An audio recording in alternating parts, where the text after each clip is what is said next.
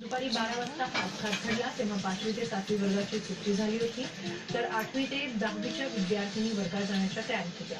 सानिया पठाण, साक्षी बालबुद्धे, आशा धवले, कल्पना पाटील या 9वी इयत्तेतल्या, तर रेणुका काळे ही 5व्या इयत्तेतली विद्यार्थिनी आहे. या सर्व जखमी विद्यार्थिनींना नागपूरच्या लता मंगेशकर रुग्णालयात दाखल करण्यात आले. चंद्रपूर जिल्ह्यातील बल्लारपूर शहरात एका तरुणाच्या खून प्रकरणातील आरोपींना पकडण्यासाठी पोलिसांनी दुर्लक्ष केलं. मात्र मृतकाच्या बहिणीनं प्रकरण लावून 98 कोटी रुपये कर मिळवणाऱ्या आयकर खात्याला यंदा 1470 कोटी रुपये मिळाले.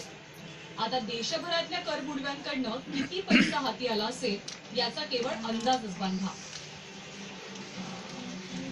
राहुल कुलकर्णी सह ब्युरो रिपोर्ट, एबीपी माझा.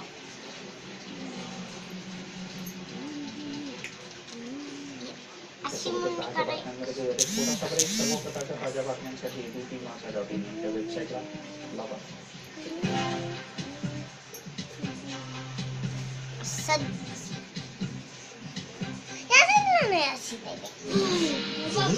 दिग्गजांचे दूरचे विजन सामील व्हा. विजन केल्याचा गुन्हा दाखल केला.